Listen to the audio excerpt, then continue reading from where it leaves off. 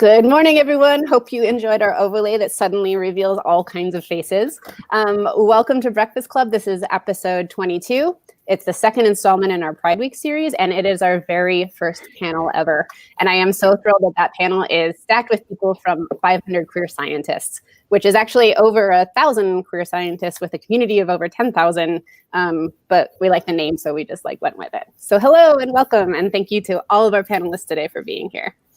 So just to let you know what you're in for, each panelist is going to be talking for about 10 minutes about their work and about the roles that visibility and identity play in that work. And at the end, we're going to bring everybody back to talk and to respond to any questions or comments that the viewers might have. So before I hand it over, I'm going to do some introductions, and I'm going to do them in the order that our panelists are going to speak today. And we'll start with Dr. Lauren Esposito, who is very familiar to Breakfast Club audiences as the Assistant Curator and Schlinger Chair of Arachnology at the California Academy of Sciences, best known for her work on scorpions and for co-founding 500 Queer Scientists in 2018. And she was actually on our show Tuesday to talk about that. So if you missed it, we'll go ahead and drop a link to the video in the comments section in just a few minutes. So yeah, hi, Lauren. Thank you for being here. My pleasure, as always. And then next up, we have Krisha Aghi, who is a queer trans woman of color and fifth-year PhD candidate in neuroscience in the Isikoff lab at UC Berkeley. She's interested broadly in synaptic plasticity and transmission and computational modeling. Krisha, that is very, very intimidating. I just want to get that out there. Okay, but the thing is, I promise it just sounds harder than it is. Oh, we'll trust you on that. I don't know if that's true. And Krisha is firmly committed to fighting for equity and justice for marginalized communities in science, particularly Black and Brown folks. No, thank you again for being here. Of course, yeah. And then Robbie Diaz is a third-year grad student at UCSF in biochemistry and molecular biology. He's interested in protein structure and function, as well as making academia a more diverse and inclusive place for everyone. Hello, Robbie. Thank you so much for being here.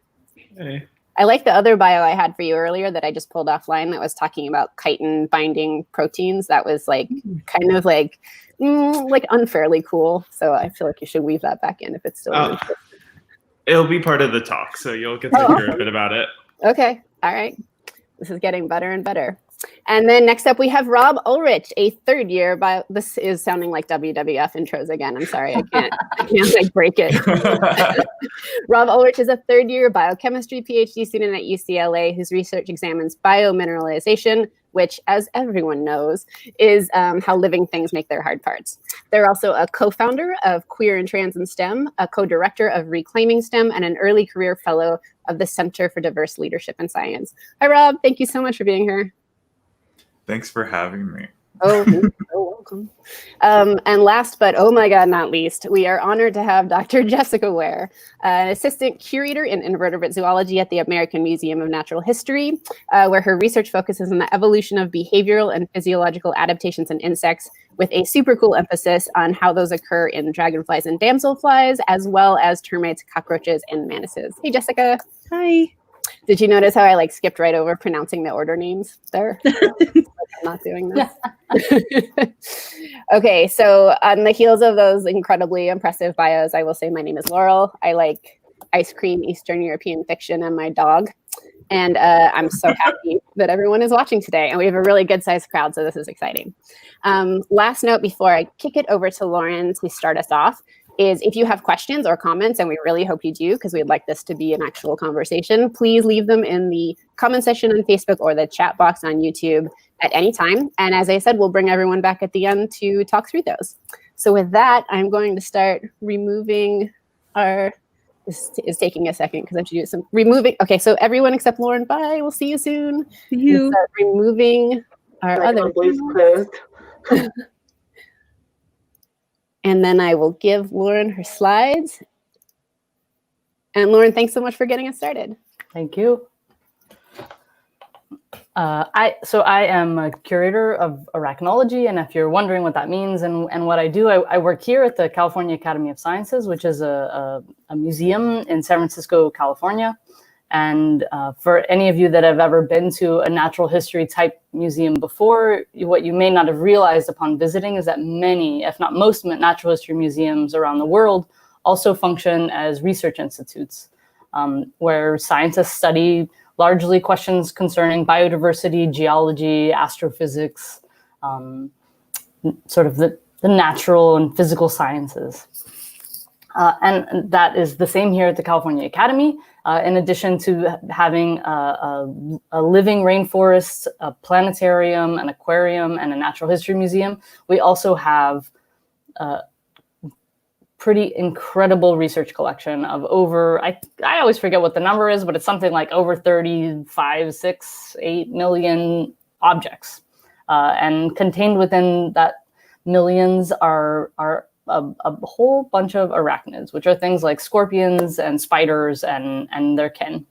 And that's the domain, my domain. And I primarily research questions about the patterns and processes that have led to the present day biodiversity of arachnids that we see on Earth. So I'm interested in where things are found, how they got there historically, and what we can do to keep them around in the future. So I wasn't always interested in arachnids. This is what our collections look like. And we really kind of think of them as a library of life on Earth. And it was in collections like this, actually at the American Museum of Natural History in New York, that I first discovered a passion for natural history collections and first sort of entered into the world of arachnids, looking at jars of samples just like this. And what I think is really incredible about natural history collections is it really gives you a window into a place in time and space. You can look at the things that were found there, how they were found there, and oftentimes read notes that were made in field journals by the collectors about what the conditions were there at that very moment that they collected them. And then we can take all that information and look at how the Earth has changed through time, at least modern time. And actually geologic time if we include geologic specimens as well. Fossils. So this is in San Francisco, but certainly this isn't where I'm from. I grew up in a really different place. I grew up on the border of the US and Mexico in the Chihuahuan Desert, which is probably arguably the most biodiverse and understudied desert of the North American deserts. And that's really sort of one of the places that I first started to fall in love with biodiversity. I loved being in nature as a kid. I was always outdoors, and nature was really one of the constants in my life as a child. Because in addition to spending a lot of my time in El Paso, and that's where I went to school and where my upbringing was, I spent a lot of my time in what's called an out island in the Bahamas. And what an out island is it's a small island that's typically within boating distance of a larger island. Oftentimes, historically, they didn't have cars or running water or television or phones. They're really sort of an outpost that's remote. And my grandparents lived on an out island in the Bahamas on an island called Elbow Key. And Elbow Key, during my childhood anyways, had no cars. We had no running water. All the water was rain collected, rain harvested. We had no electricity except for generators when we turned them on, but fuel was something you use sparingly, so we often didn't have the generators running. And so the thing that I did to entertain myself as a kid on this island was interact with nature. And I think that really, like, my experiences having free reign over natural interactions or interactions with the natural world was what sparked my curiosity in nature. And really, it wasn't until college that I remembered how fascinating I found nature and came to the realization that you could actually do that for a job. That could be a career, studying nature. And so that's exactly what I've done. Now I study primarily scorpions, although I study a variety of different arachnids in my lab. But my real forte is scorpions. And oftentimes I'm in places like this. I think places like a desert where people think that scorpions live. But the reality is scorpions are found almost all over the world, everywhere that's not frozen for large parts of the year. So here in North America, you can find scorpions ranging from southern Canada all the way through to the tip of South America, essentially. Throughout the Caribbean, there's scorpions in the Galapagos. There's scorpions in Sotano caves in Mexico that are 100 meters deep, and they're completely blind and cave adapted. There's scorpions that live in the Andes and the Alps and the Sierras. You can find scorpions really in virtually every habitat on Earth. And for me, as a biologist, I find that incredibly fascinating because scorpions have been around for almost 450 million years as terrestrial animals, as land-living animals. And so that really provides an immense opportunity to look at the ecological adaptations to their environments that they've evolved and the ways that their evolutionary paths have gone, the trajectories of their evolutionary paths throughout history. So for me, as an evolutionary biologist and an ecologist that studies scorpions, they're a really great organism to ask big questions about evolution and ecology. And so if you've never seen a scorpion, this is what one looks like. Most of my work takes place at night, looking at scorpions like this, which is a scorpion under ultraviolet light, and that's its exoskeleton, which is comprised primarily of chitin, which you'll hear from Robbie about in a little bit. And there's a pigment embedded in this chitin in scorpions that fluoresces in all species of scorpions, of which there's about 2,500 that have been formally described by scientists so far. And it was studying scorpions that brought me through my master's and my PhD at the American Museum of Natural History, through a postdoc at UC Berkeley, and now finally in my permanent position at the California Academy of Sciences as the curator of arachnology. And it's been kind of an interesting journey for me. Starting out, I grew up in a predominantly Hispanic community in El Paso. I went to my undergraduate school in El Paso at the University of Texas, El Paso, UTEP. And that's a primarily Hispanic serving institution. So I was surrounded by a Hispanic community, the same community that I'd grown up in, the same community that I love and that I'm proud of. But it was a weird community to come out in because there's a lot of Catholicism that's ingrained in the culture, regardless of whether people are practicing that religion or not. And so it made it kind of shameful to come out. And in direct contrast to that, when I moved to New York, I was now suddenly finding myself in a university setting that was not primarily Hispanic. It was, like many universities in this country, primarily white. And it was a pretty shocking experience for me, having grown up in this culture my entire life, where suddenly I felt like I was unusual in that I had this background, but I felt like a slightly more normal socially and culturally as being a queer person, as in my queer identity. Although still, I was not comfortable being open at work, in my workplace and in my place of education. And so I stayed keeping those two parts of my personality separate. I kept my science personality for the science lab and my queer personality for my personal life. And I think a lot of scientists feel that way. They feel like they have to keep these two aspects of their personality separate. Oftentimes we're told that we should just bring science when we come to work. And that we should leave our identities at the door, but that's really a false dichotomy that's been set up through the history of the institution of science and sort of the racist baggage and the baggage of it being a predominantly white male workforce prior to the modern era. And so when I joined the Cal Academy as a curator, I realized that first I was the only queer curator presently, and most likely in the history of the institution, at least the first openly queer curator. And in a 168-year-old institution in the heart of the gayest city in America, to be the only one made me have a realization that there must be other people out there in the world feeling like they were alone too.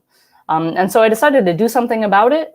I started doing research as a scientist, and I realized that my suspicions were correct, that many people feel the same way, and that there's some really strong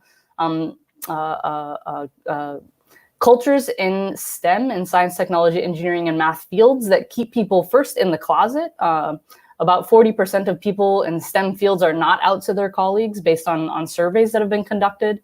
And there's a good reason for that, because for those people that are out at the faculty level, almost 70% of out faculty report that they've been made to feel uncomfortable in their university department. And this extends across all sorts of disciplines. A survey that was done by the American Chemical Society that includes members that are both working in academia at universities, but also in industry outside of universities. And their survey results concluded that 44% of survey takers that were LGBTQ report that they'd been made to feel excluded, intimidated, or harassed at work.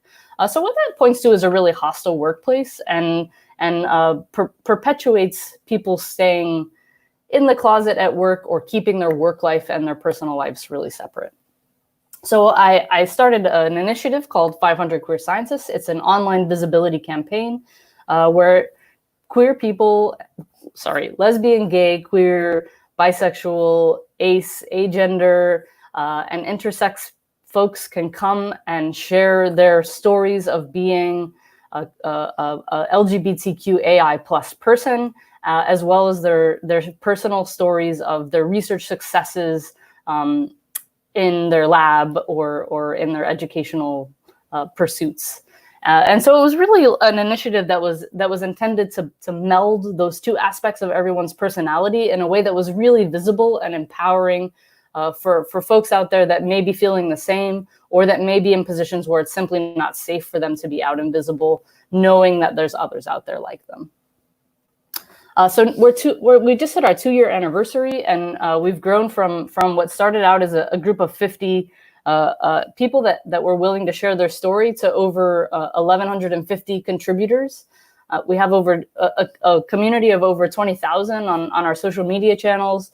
And our website, which is our gallery of stories, the primary place where we tell our stories or our contributors tell their stories, gets over 10,000 unique visitors a month. So I think that the resounding story or answer from the community about whether other people felt alone or other people wanted to share both aspects of their personality in the same context of one another is yes. We do, and we're here, and we're queer, and really it's our discoveries that propel society forward. So we're not going anywhere. And if you want to find out more about the campaign, you can follow us on social channels, and you can visit our website at 500queerscientists.com. And I'm really, really excited to hear from 4 other folks who have contributed their stories to this initiative and are doing incredible advocacy and research in their own right. So thank you so much for listening.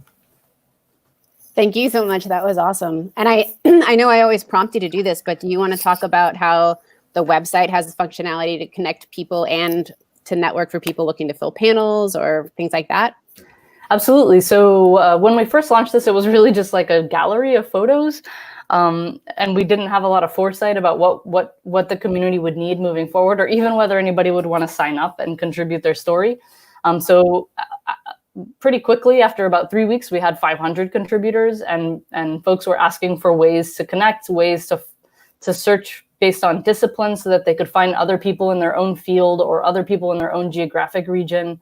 And we were also getting requests from all sorts of folks from universities that were looking for speakers to come and speak at their symposium or at their or at scientific conferences, or journalists that were looking to diversify their interviewees for news stories. And so now we've integrated a search capability for the website where you can go and you can search by discipline or field of study. You can search based on geographic area, or you can search somebody's name if you're just trying to find a specific individual, and it will lead you to their story, and their story oftentimes includes links to their professional websites or their personal social media where you can reach out and contact them. Perfect. Those are my PSA. 500queerscientists.com. We'll drop it in the link section. And now I want to introduce our next speaker. I'm going to bring on Krisha. Hi, Krisha. And we're going to say goodbye to Lauren as soon as I find where to get rid of her. I found it. Haha. We'll see you at the end, Lauren. And Krisha, thank you so much for being here. I'm going to grab your slides. Great. Okay. And I will remove myself and see you at the end. And yeah, once again, thank you. So, hi everyone. Just to recap again, my name is Krisha Aghi. I am a 5th-year PhD candidate in neuroscience at UC Berkeley in the Isikoff lab. And broadly speaking, I am interested in something called synaptic plasticity and transmission. I have been throwing that word around. You just have seen the word synapses over and over and over again. But for a lot of people who don't have experience in neuroscience, it's kind of a foreign word. Synapses are the site of communication between two neurons. And as you would expect, this is kind of like the fundamental system of communication in nervous systems. It's thought to be how neurons can transmit information, and there are lots of theories about it. But I'm kind of interested in like what exactly is happening at the molecular level. Like, how are these neurons like stably communicating with one another and responding to different stimuli? Like how is your brain able to like reliably tell that, oh my gosh, coffee is brewing in the morning, or wow, like my cat looks amazing? Like ultimately everything, in my opinion, comes down to the ability of your synapses to stably function. And so you might be wondering, like, wow, there must be so many ways you can go about studying this. You can look at humans, you can look at mammals, mice, or rats, or something of the sort. But I actually work in fruit flies, specifically the fruit fly larvae or maggots. And you might be asking yourself, Krisha, why would you work on something that infested my like apple from yesterday that I had to throw away? And now this is something that a lot of fruit fly biologists have to kind of defend themselves. But the fruit fly is a remarkably useful organism for a lot of neuroscience research for a multitude of reasons. For my specific line of research, fruit flies are super useful because, as it turns out, since the synapse is such a basic biological structure, a lot of the functions and structures of the fruit fly synapses are very similar to how our synapses are organized in a lot of different mammalian nervous systems. The other thing about a lot of biological research is that you have to be able to genetically manipulate a lot of your organisms. This usually means causing a lot of your model organisms to just glow really beautiful colors. But in the case of fruit flies, they're really easy to genetically manipulate because they only have a lifespan of around 30 days. And this is a very particular point for my line of research, but maggots are transparent. And I will show you really pretty videos and pictures, and you will see why this is such a relevant point of interest. So I keep on yelling the word synapses, but synapses are a very diverse class of biological structures. I work on a very particular type of synapse. The synapse is called the neuromuscular junction, or NMJ, and it is the site of contact between a motor neuron and a muscle. So it's essentially the site where the motor neuron gets to tell the muscle, hey, contract, we have to run, or hey, contract, we have to eat some really delicious food. And so up on the slides over here, I have a rotated image of the lovely, beautiful maggot from the previous slide. And on the right, I have a dissected image of the larva, and all of these like beautiful stringy structures that you see over here are the body muscles of the larva. So the larva has hundreds of different muscles, and each one of these muscles has a motor neuron attached to it at the neuromuscular junction that tells it to contract. So this is what allows the larva to escape, to eat, et cetera, et cetera. And humans and other mammals have a very similar structure too, at the site of their muscle. And so I drew a little diagram for us to take a look at, since we can look at these really pretty pictures, but it's often hard to visualize what the structure is that we're trying to look at. And so, like I said before, you have a motor neuron and you have a muscle. And typically speaking, in order for the motor neuron to communicate to the muscle, it has to release a chemical called a neurotransmitter. And some of you might be familiar with the word neurotransmitter because that word gets talked quite a bit when we discuss things like mental health. So, things like serotonin or dopamine are neurotransmitters. In this particular case, at the neuromuscular junction, the neurotransmitter I'm interested in, the neurotransmitter that the motor neuron uses, is something called glutamate.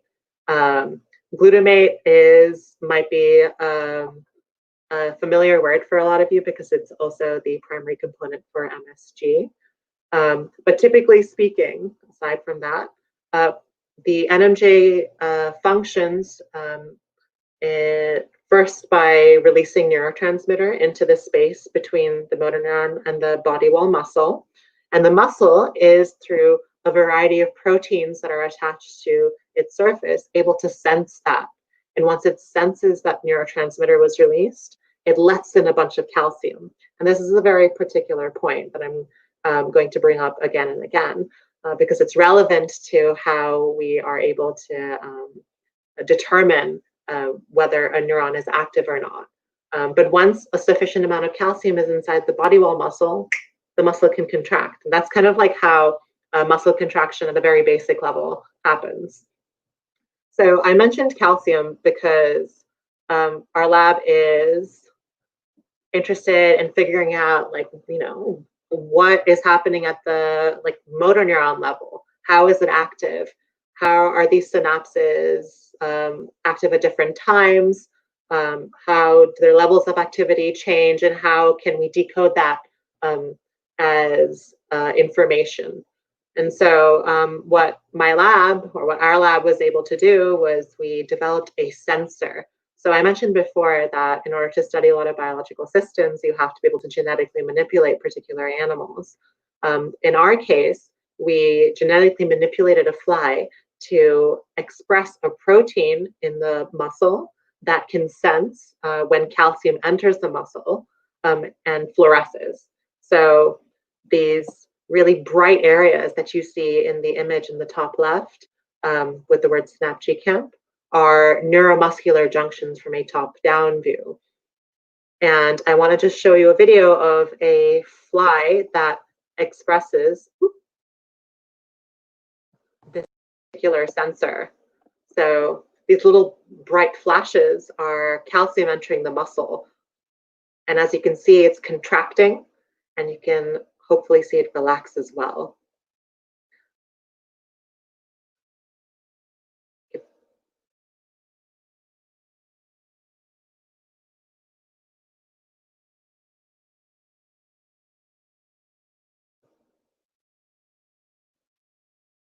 Yep, and as it is less active, it relaxes. So the beauty of this system is that it lets us visualize activity across the entirety of the neuromuscular junction. And what this then allows us to do is we can manipulate the conditions in which the animal is contracting and answer the more specific question that I'm interested in. And this question is, how does a motor neuron stably talk to the muscle and eventually control its own output? And so this question is kind of the main topic of my dissertation, since I am a fifth year and I will be graduating hopefully in the next year and a half or two. But one thing you might expect is that you're not going to be contracting at the same amount for every single stimulus that you get, or every single condition that your body needs to contract its muscles. And so you need kind of a fail-safe system to be able to influence how the motor neuron is releasing neurotransmitter. And so this protein that I've highlighted here, I'm not going to go into the specifics, is a protein that's kind of similar to some of the proteins on the body wall muscles, in that it can sense when neurotransmitter, specifically glutamate, is released, and through a variety of different molecular pathways change how neurotransmitter is released the next time the motor neuron is active. And so my dissertation specifically is focused on kind of figuring out what that pathway is and computationally modeling it. And all of this research does not occur in a vacuum, and has required the support of a number of people. So I wanted to thank specifically the fly division of my lab, not just for their support in my research, but also for their support of me as a person. So I mentioned before that I am a trans woman of color, and one of the only, actually I think, I'm unsure if I'm the only one in the US who's getting a PhD in neuroscience. And as one would expect, transitioning is not easy. I transitioned really early in my graduate career. And because there aren't that many trans individuals, specifically trans individuals of color, there are often a huge lack of institutional forms of support for people like me. And I really wanted to thank my PI in particular for kind of providing me the space to grow as not just a scientist, but as someone who is passionate about seeing all these forms of systemic oppression and really wanting to work with others to undo them. Because, you know, I don't want to just be the only one within the field of neuroscience. I want to be able to help other people like me get to my level. And like, I want an academic career, but that requires fighting systems of oppression that mirror systems of oppression outside of science, things like racism, things like cissexism, homophobia, misogyny. And so all of these systemic forms of oppression needed to be tackled. And I like a lot of these panelists, like, I'm so proud of the work that they do. And I'm like so glad to be able to work alongside them to tackle these systems of oppression. But yeah, that's all I had. Hopefully those movies were kind of pretty. But yeah, thank you so much. They were kind of pretty. You completely. I didn't know if you were going to be able to do it when you started with the maggots, but you did ultimately deliver on the shiny, beautiful science. So thank you so much. I know that maggots are kind of gross, but they're actually really cute once you study them for 5 years and look at them every day for hours at end. Yeah, I mean, you're smart. You're not like very smart, but you're not going to like talk me into just anything. Like that's a crazy thing that I'm just not gonna. I don't believe I'll ever get there. Yeah. But thank you so much, and let's see. I'll bring on our next guest before I let you go. It's just nice to see you three. Krisha, we will see you at the end. Thank you once again. And Robbie, hi. How are you? How's it going back there, backstage? It's going. My cat fell asleep on my leg, so he's just kind of chilling. He can make an appearance if you want. I feel like pets always make everything better on virtual stuff. Yeah, I'll let him nap a little before he starts to interrupt. Okay. All right, great. So you're gonna bring on the chitin? Yeah. Okay.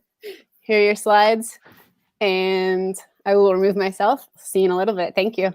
Thanks. All right. Hi, everyone. So like Laurel said, I'm Robbie. I'm a graduate student at the University of California, San Francisco. And I'm also a queer Latinx person. My mom's Colombian, my dad's Puerto Rican, so I have this interesting South American Caribbean mix that really influences how I navigate academia, and I'll talk about that more later. I'm also an advocate for diversity, equity, and inclusion, and I'm an aspiring dog dad, so I really want a dog, but San Francisco doesn't always allow for that, but I have been able to get a cat. You can see him right here sleeping. But I'm going to talk a little bit about the science I've been doing at UCSF and what I'm working on during my PhD. So I'm largely interested in trying to understand if we can visualize enzyme solid substrate interactions using single molecule microscopy. And I am doing this work in the lab of Jamie Fraser and Cy Redding. So I'm really interested in understanding how humans, specifically humans and mice, respond to exposure to chitin. So mammals have these two gene clusters that have chitin response machinery that tend to be upregulated in response to exposure of chitin. And there are two enzymes that are responsible for the degradation of chitin. There's AMPCase, which is acidic mammalian chitinase, and chitotriosidase. And I'm really interested in trying to understand how those enzymes recognize chitin and degrade it, especially in the context of the lungs.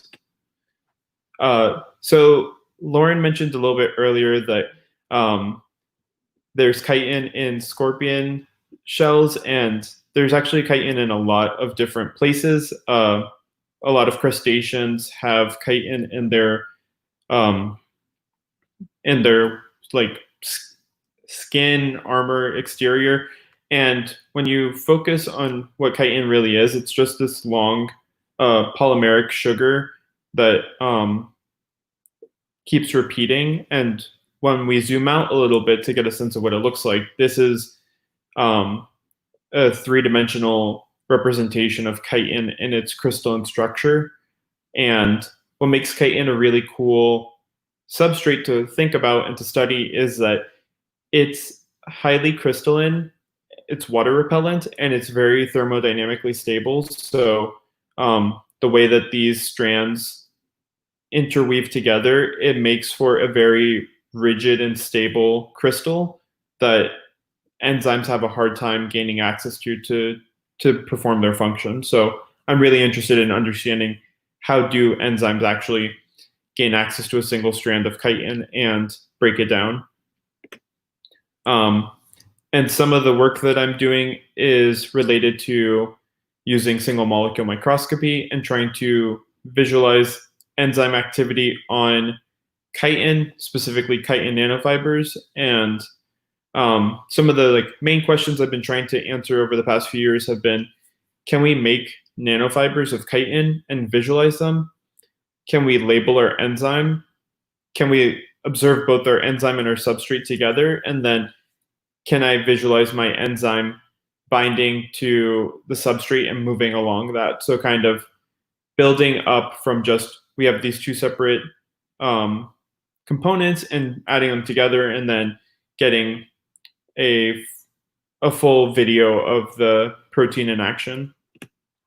So this is an image of chitin nanofibers that I'm able to create using chemical methods where you take shrimp shell that's been dried up and it's like this kind of like flaky material, and you put it in this this fluorinated alcohol solvent that allows for the chitin strands to dissociate. And as the solvent evaporates, the strands reassemble and they start to form this kind of fibrous network. What's really cool is that if you zoom into a specific region of the chitin, you see that there are actually like small tracts of chitin that are very straight and linear. And those are the areas that we're interested in studying our enzyme moving along. We don't have a sense of how far the enzyme moves or what step size it takes. So it's really important for us to try and be able to resolve as to the highest resolution that we can to get a sense of how this enzyme works. And something that's been really cool about working with chitin and single molecule microscopy for me has been taking an image like this and learning new computational skills and programming skills to better analyze my data in a high throughput and quantitative way. So with an image like this, we're able to flatten it. Using Python, we're able to determine regions that are chitinous versus non-chitin. So as a way to really separate out background from real signal. And then we can even represent this in a simplified way of chitin or not, which is called a Boolean array, which is really just, does this fulfill your argument, yes or no? And in yellow, you see regions of chitin. And what I'm really pushing towards is being able to visualize my enzyme of interest on my substrate. And in this image here, you see in green is the chitin, and in orange is the enzyme I'm interested in studying. And from just kind of like an initial view, it doesn't look like there's high amounts of specific binding, but when we take this into a computational realm, you get to see much more clearly where these single molecules of enzyme are bound to substrate. And that makes it really cool because you can take data that to the normal eye might not look too interesting or too compelling and analyze it and really get a quantitative sense of how well is your system working and start to answer these really interesting biological questions. So that's what I've been working on over the past few years, and it's been super exciting for me to build a toolkit to do single molecule microscopy on a very difficult substrate, and also trying to directly visualize an enzyme performing its function on that substrate. And a lot of this work has been possible due to people in the Fraser lab, like Mike and Iris, as well as people in the writing lab, like Luke, Lucy, and Madeline, and my funding sources. So that's kind of me in a nutshell when it comes to my research. But when I'm not doing research, you can find me on Twitter, either starting fights with people who maybe said something that was insensitive or offensive, and also trying to draw attention to ways that we can make academia a better place for everyone.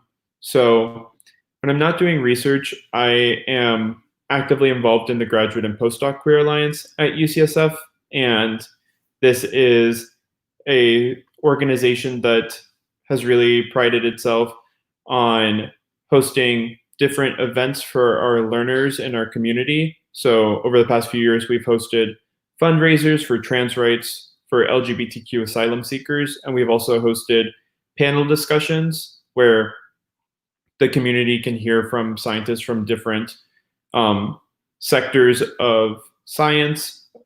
We've done transvisibility in sciences as well as out in science, where Lauren spoke on that panel, I think, last year. And yeah, so we do a lot of cool work both within the university and try to expand to the surrounding environment. And finding this community has really given me a great sense of belonging and pride, because I hadn't really met an out faculty member or an out scientist until I got to graduate school, and realizing that being out and being unapologetic about it was not a deterrent, or it was not a game, it wasn't the end of your career, I think really helped me and has given me a lot of comfort, even though I know that it still can be a barrier and a difficulty for a lot of people.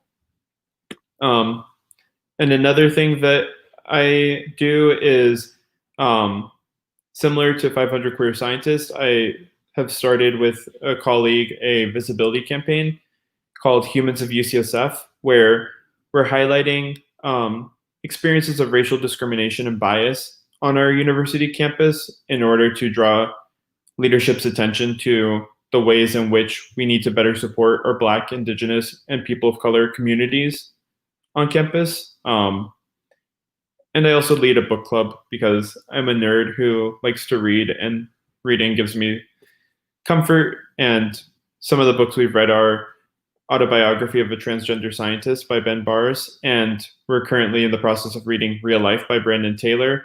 So if you're interested in reading that book, just shoot me a message and we'd be happy to have you join our book club. And yeah, there's so many people I want to acknowledge and thank for their time and energy and their activism. Here's just a few of them. I'm sure that there's plenty of more people that I'm leaving out, but yeah, a lot of this work wouldn't be possible without the huge team that I get to work with. Yeah, that's all I have for me. Thank you so much. I am so impressed by the amount of things that you do, the amount of energy you find to make all of that stuff happen. Yeah.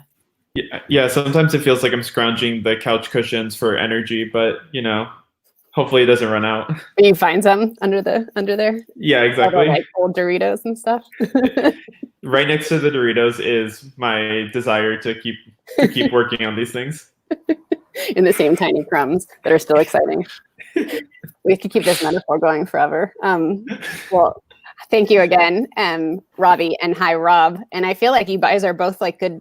I kind of want to ask both of you, have you ever, or is it your dream? Because if not, it kind of should be to be consulted for like alien exoskeletons for a sci-fi movie. I'd be down. One person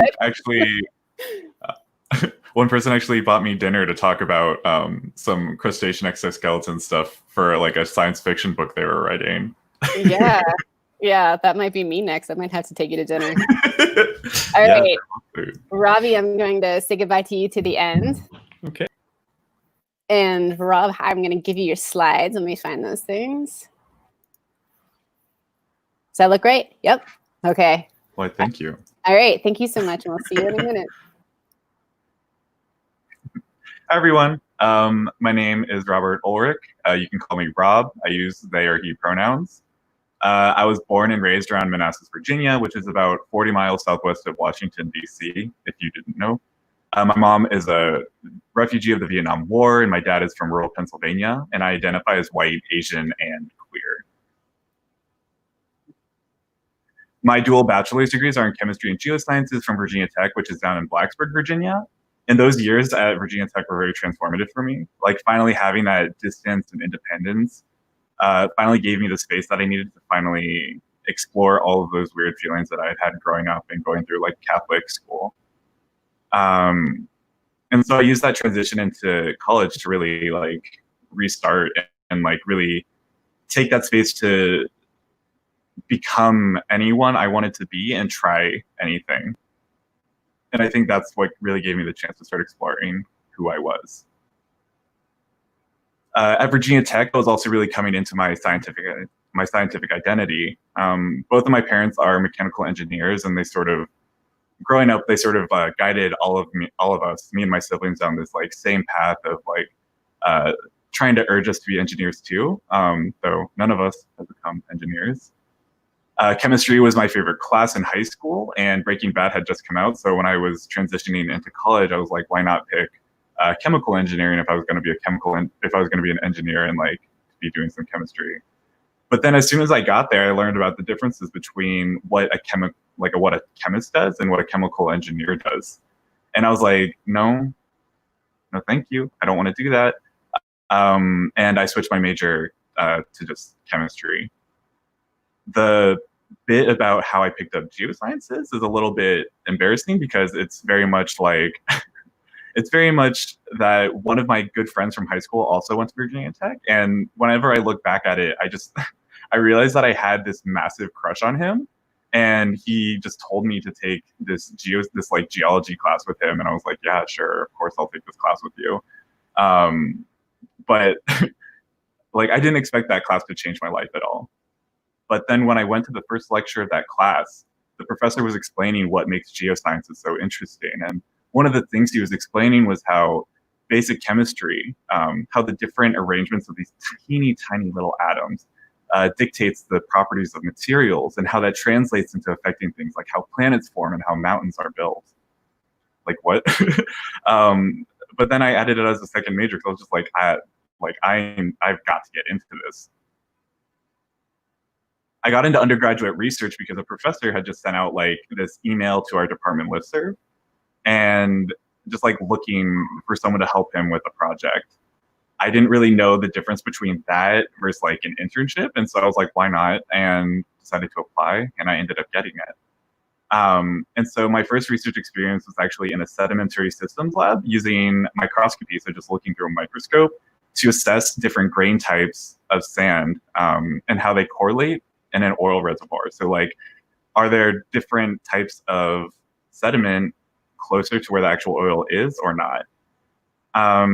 But I felt like this work didn't really use my chemistry degree at all. And so then when I talked to my faculty advisor about this, a different person, her name was Dr. Patricia Dove, she was just kind of like, why didn't you ask me to do research? And I don't know, I was like intimidated, so I never thought about it, but I thought that the research that she did in her lab was really cool. So as soon as I could, I pivoted and I started doing some projects with her and her PhD student at the time. And so the first project that we did was like quantifying the elemental composition across the lobster exoskeleton. So like how much magnesium is in the claw versus like in the carapace, which is like more of the head versus like the tail. Like how does the different distribution of these different elements across the body spatially, how does that affect and correlate with maybe the different types of properties that these different parts of the shell have? The second project then aimed to nail down the solubility product of amorphous calcium carbonate, which is this mineral phase. It's a transient mineral phase that's being discovered more and more often to be what forms first when an organism makes its shell or like mineral material. And this research was really what got me attached to the work that I do now. And it's just because I'm so fascinated by like how living things are literally able to like consume and like take building blocks out of their environments and turn them into these like functional, beautiful mineral materials. Now, I'm in the third year of my PhD at UCLA, the University of California, Los Angeles, working with Drs. Aradhana Tripathi and Robert Eagle, and I'm continuing to look and study how living things make their minerals. My primary advisor, Aradhana, runs a climate and biogeochemistry lab, and she's interested in biomineralization, which is the name for how living things make their minerals. And biomineralization research is connected to climate research, and let me tell you why.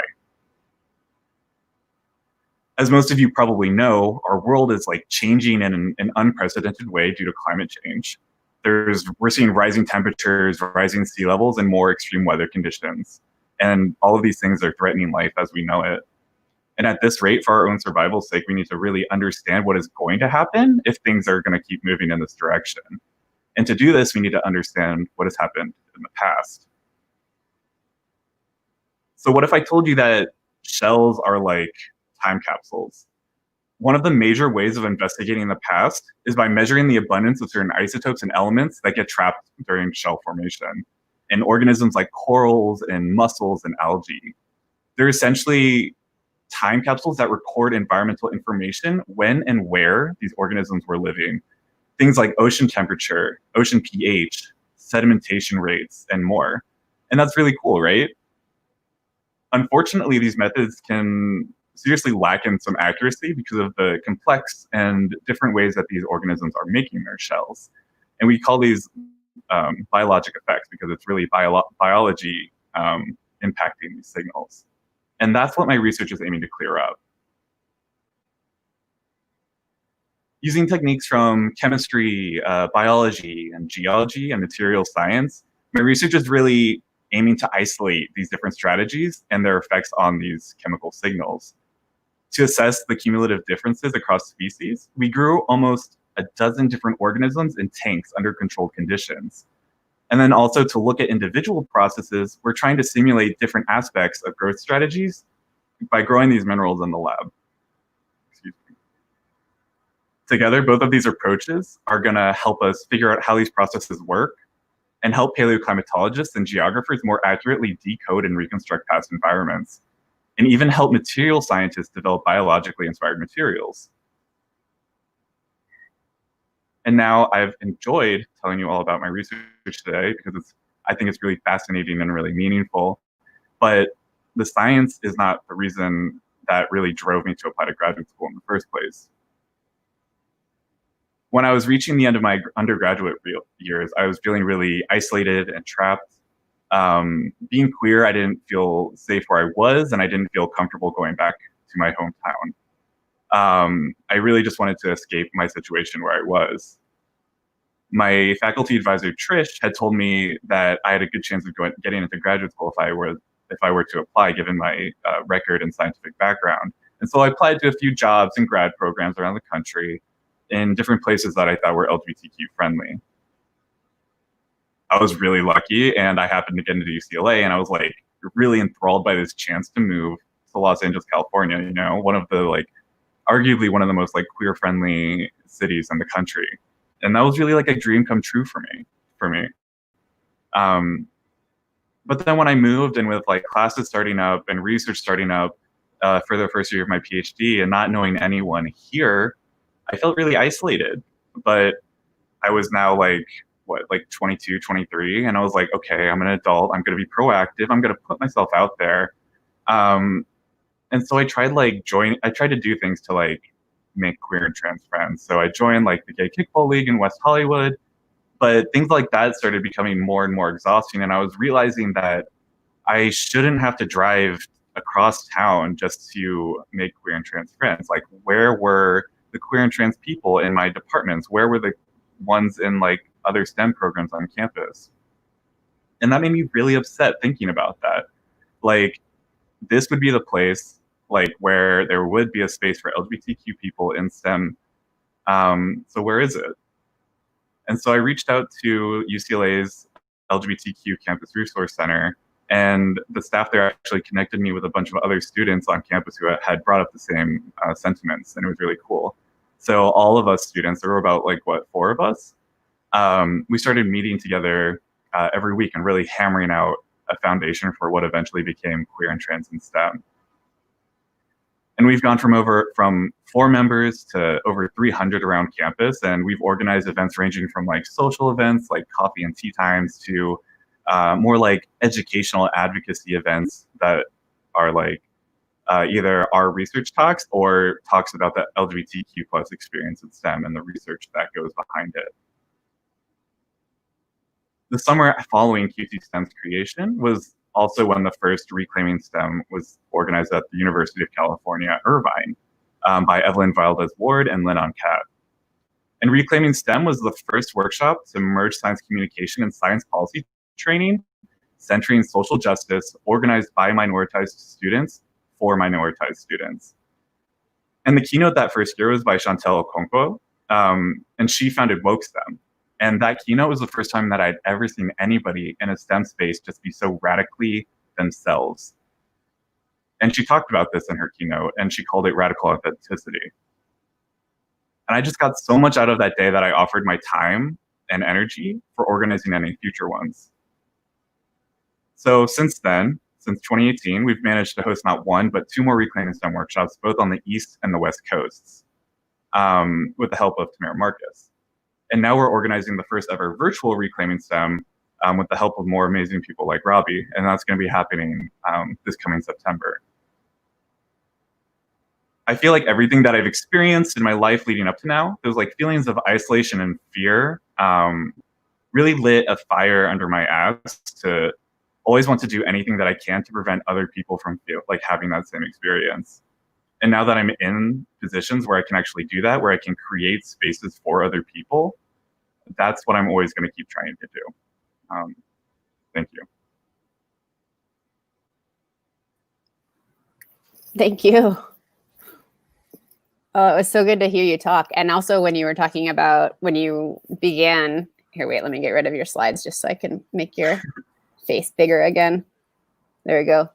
I realized, I think when I introduced you, I said biochemistry instead of biogeochemistry, but I can't like handle that much science in one word. Like it just doesn't seem human. I just couldn't choose.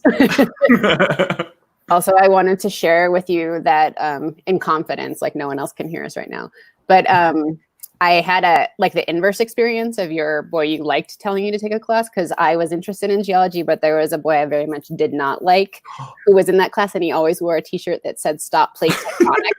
And I was like, that is so dumb. Like, I don't want to go anywhere near you. So that ruined my geo career.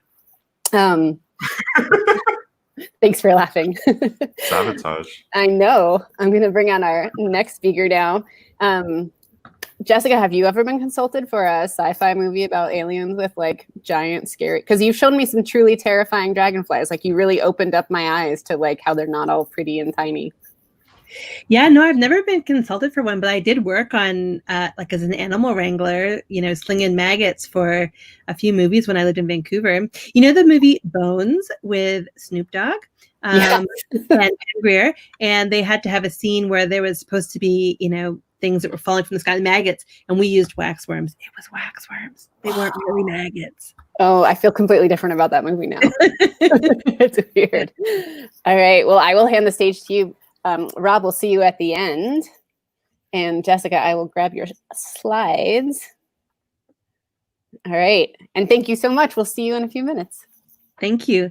So thank you to Laurel and Lauren for the invitation to come and talk today. And I really enjoyed hearing what the other speakers had to say about their science. That's one thing about science, is it's really diverse. And so I think all of us are really saying the same message, that the diversity that we see across this discipline, we want to see that reflected in ourselves, in our departments and in our communities. So although I appreciate all of the different scientific things that have been discussed so far, I guess I'm very different in some ways, even different from Lauren, because I study insects. Insects are not arachnids. They're different from what Lauren studies. And in particular, the groups that I work on, I'm a curator at the American Museum of Natural History. And I specialize on dragonflies and damselflies, termites and cockroaches. So what I'm interested, people who study entomology often are concerned with pest control. And that's for a very important reason, because we are kind of in competition with insects for resources like food, like crops, like soybeans, and the different things that we like to eat. And so a lot of entomology is dedicated to integrated pest management, because that's an important way to secure food for humanity. Also, medical and veterinary entomology can be really important ways to control the diseases that are vectored by insects that can harm humans. But what I work on is actually very different, a different angle of entomology, which is evolutionary biology. So I'm interested in understanding how and sometimes why insects have evolved. So dragonflies are one of the earliest flying groups that we see on the insect tree of life. They belong to the order Odonata. Dragonflies and damselflies are different suborders within this one order of insects. And they all are voracious predators. They have juvenile stages that live in fresh water. The juvenile stages emerge, and they are adults that fly around and consume other insects and each other. Usually just in one kind of hot summer where they kind of mate and reproduce and do all the things that they have to do, and then they die off. There's around 6,000 species, so around 3,000 of those are damselflies, and around 3,000 or so are dragonflies. And we think that they're close stem relatives, which are some of these things that are really, really large. There were these large griffin fly type things, these proto-odonates. They lived in the Carboniferous period, 350 million years or so ago. Those are not modern dragonflies. So modern dragonflies, modern odonates,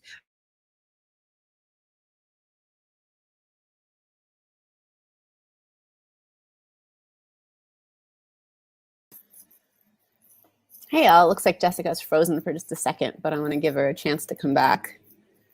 I think that maybe we could use Krisha. I heard that you found a video that didn't play last time. I'm wondering if we could use that as an interlude. Sorry to surprise you like that. Yes, let me just share it. Okay. Here. Okay, let me, I'll go ahead and just remove Jessica's from the screen, give her a chance to come back. And then, should I connect your slides? I have the video up. Okay. Is it this one? Yes, it is that one. Okay. Okay, so what you're looking at here is a larva, and it's currently it's alive in this video, and it is squished underneath a microscope slide. It needs to be immobilized for us to be able to image it. And so I'm just going to show you what the entire larva's movement and muscles look like with the calcium sensor that I was talking about. So those are all neurons that are active. Oh, wow. Yeah. But the way a lot of larvae and worms crawl is through something called peristaltic movement. So they basically have waves of movement across their entire bodies. And that's basically it. Oh, that was so cool. Thank you for that. I was going to ask you, while I have you on screen, I haven't seen Jessica reappear yet, so I'm going to go ahead and stretch this out. Of course. But when you were talking earlier, somebody asked whether the stability of synapses had any role in Alzheimer's. So I don't know exactly. I think this is something in the Alzheimer's field too, but no one really knows exactly what is causing Alzheimer's.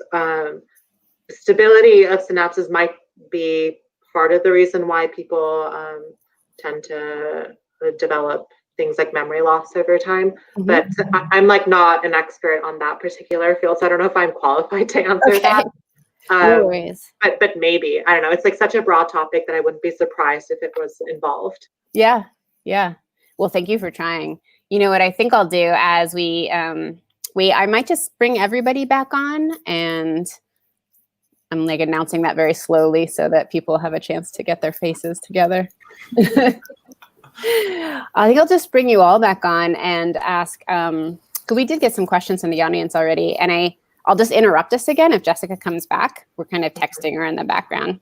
But the first one, and maybe I'll just ask, I'm going to ask one of the kind of most straightforward ones, because we got some really meaty ones that I think like Jessica will also want to weigh in on.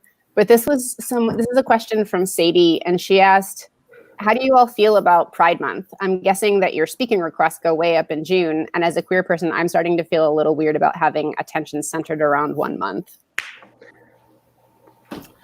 Yeah, I mean, I agree. Like Pride Month is definitely like, it's a busy month. This week, I feel like I can hardly breathe because of all the stuff. But I think, I don't know, Robbie and I were talking about this yesterday.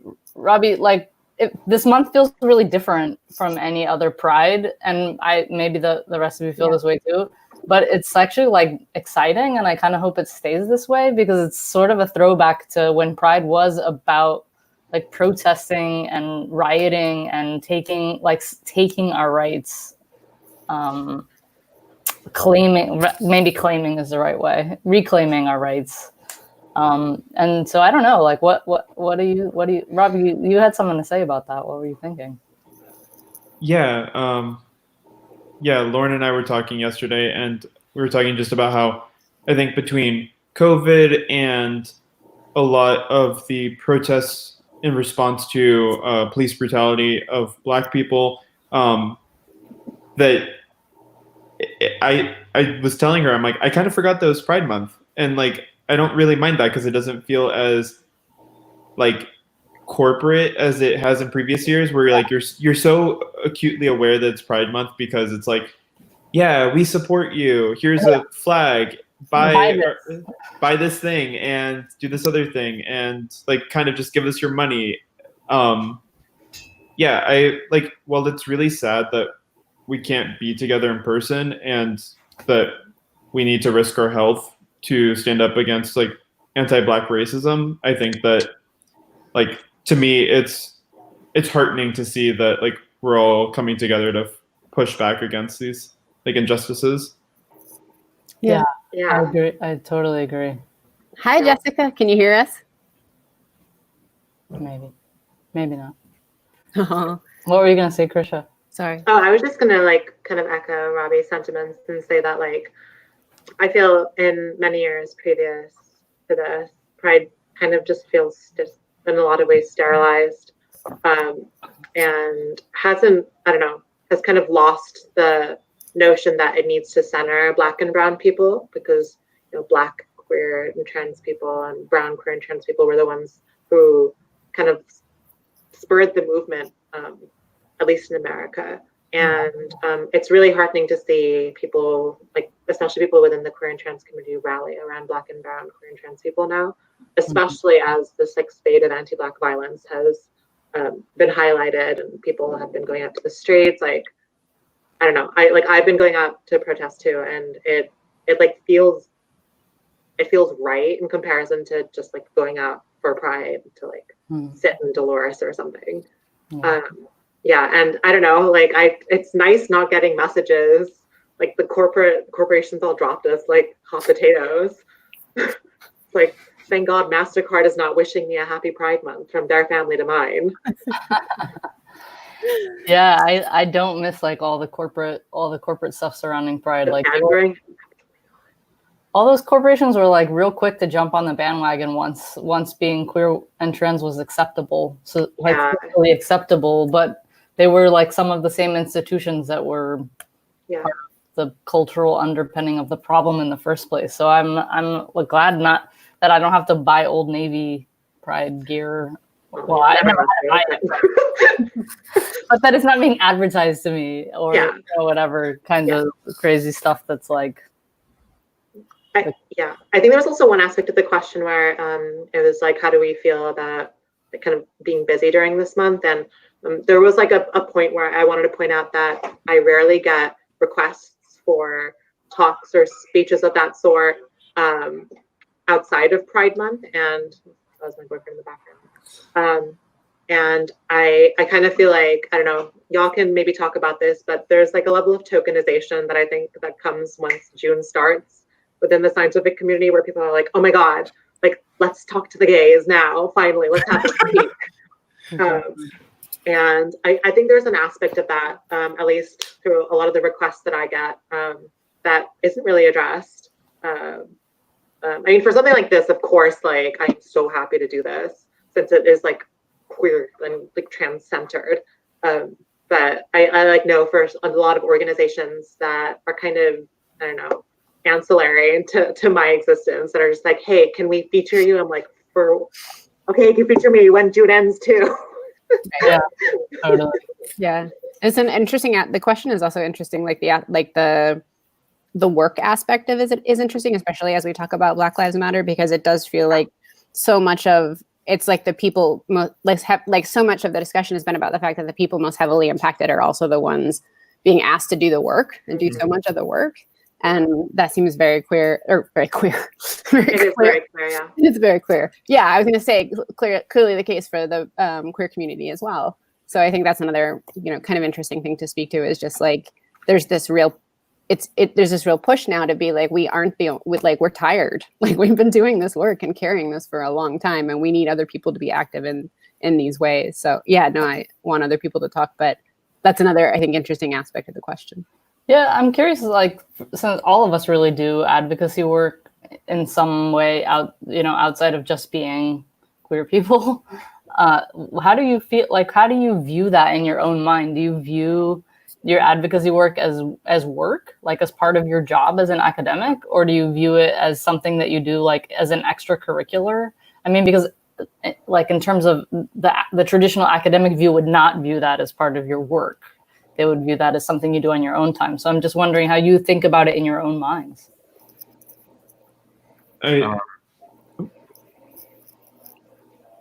Which one is going to go first? Rob. Okay, Rob. I'll go first. I think for me, like, now that I like have this like fellowship through the Center for Diverse Leadership in Science that my PI is actually like the director for. She actually uses that as a way to pay me more for like the time that I take to like do the advocacy work. So I guess like in that way I can consider it like paid work, but it's stuff I would and will always do, like whether or not I'm getting paid to do it. But it definitely helps, especially like living in Los Angeles, and hopefully could do something like that at UCSF too. Yeah, it's true. Like, it is so often not like just totally unpaid work, especially that falls to the shoulders of graduate students. Yeah. Yeah. So it's weird because like for me, it doesn't feel like work, like how I think of like, oh, I need to do something like to get somewhere. And it also doesn't feel extracurricular, like I'm doing it just for like funsies. It feels kind of like an obligation in a way that is really hard to, like, I don't know, it feels like equivalent to me as like eating or sleeping, like when I saw that there was going to be a protest in Oakland, I had a conversation with my partner about like, I really want to go to this. And we had to discuss like the idea about exposure to COVID and all these things. And it was just, he realized it's like, there's no way for you to not go and like feel like you're doing what you need to be doing. So like, yeah, I don't know. It's really tough, I think, because it feels to me like an obligation and not really something I can kind of check out and be like, I'm just going to do my science. It's like, because even when I try to do my science, there's always some other crap that comes up and is like, no, actually. So. Yeah, that resonates a lot with me too. I feel like it's something that once I started doing it, I realized like I have to do it because who else is going to do it? And it feels just like Yeah, I don't know about eating necessarily because I love food, but definitely something that I feel like I have a fundamental duty to do because I'm in a place where I can stand up and a lot of people aren't. When Robbie was talking, we also got a comment from someone named Anna who said, "Where do you get the energy to fight with people on Twitter?" And then she wrote, "And I mean that in an admiring way. I feel like I'm always turning away from things I want to answer just because I can't find the energy to do it." I feel like I am so used to like confrontation, like, you know, having been visibly trans and earlier in my transition or whatever, like I'm so used to confronting people and having to like fight for my own dignity that like being on Twitter, like whatever, like I will yell at someone if I need to. But I think the idea of respectability kind of was thrown out the window really early on into my science career. I like realized that a lot of the people who are part of this institution are people who aren't really invested in helping like Black and Brown, queer and trans folk be a part of the institution. And if they like don't really have any empathy or care for like our existence within academia, like why should I be like nice to them? I'm not going to be nice to someone who debates my fundamental right to exist. Yeah. So I don't know.